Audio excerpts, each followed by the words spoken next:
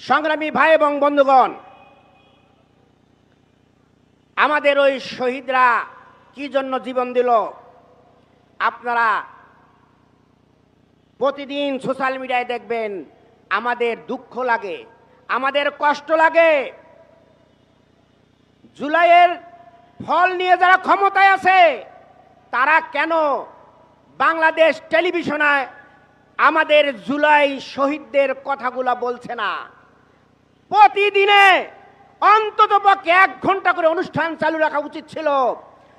এই আগস্টের আজকে 2 তারিখে কোথায় কি ঘটেছিল, কোথায় শহীদ হলো, কতজন শহীদ হলো, এই বিষয়ে কোনো কথা আমরা বাংলাদেশ টেলিভিশনে দেখতে পাই না।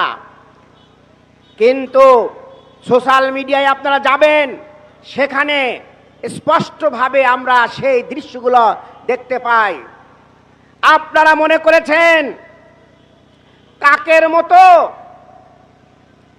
ওই চালের ভিতরে নিজেদের মুখ গুজে মনে করছে যে চুরি করে এনে আমি এখানে লুকিয়ে রাখলাম, জনগণ আমাকে দেখতে পায় নাই।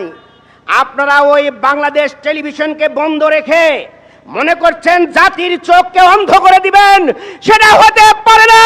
প্রতিদিন জুলাইয়ের বিপ্লবীদের কথা সোশ্যাল মিডিয়ায় ভেসে আসছে, সেখানে আমরা দেখতে পাই আমাদের বোনেরা বাড়ি থেকে বের হয়ে মাকে বলে এসেছে, পিতাকে বলে এসেছে, আমি যদি আজকে শহীদ হই আমার লাশ তোমরা ওই রাস্তা থেকে উঠাবে না। যতদিন বাংলাদেশ স্বাধীন হবে না ততদিন আমার লাশ রাজপথে পড়ে থাকবে। প্রিয় ভাইয়েরা, আমরা দেখেছি ঢাকা বিশ্ববিদ্যালয়ে আমাদের সংগ্রামী বোনেরা সেদিন বলেছে আমাদের পিছনে যাওয়ার সুযোগ নেই, পিছনে পুলিশ, সামনে স্বাধীনতা। ঠিক বলে নাই?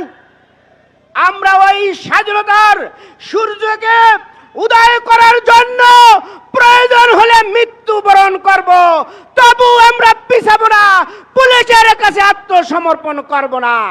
সেই জাতিকে আপনারা কিভাবে ভুলিয়ে দিতে চান? এটা কখনোই সম্ভব হবে না। সংগ্রামী ভাই এবং বন্ধুগণ, আমাদের সন্তানেরা, ওই শিশুরা, কিশোররা বাড়ি থেকে মাকে কেউ বলে এসেছে, কেউ না বলে চলে এসেছে। আনাসের মতো শিশু বাড়ি থেকে একটা চিঠি লিখে চলে এসেছে। সেই চিঠিতে কিন্তু লেখা আছে যে যেখানে আমাদের ভাইরা রক্ত দিচ্ছে, একজন পুঙ্গ সে লড়াই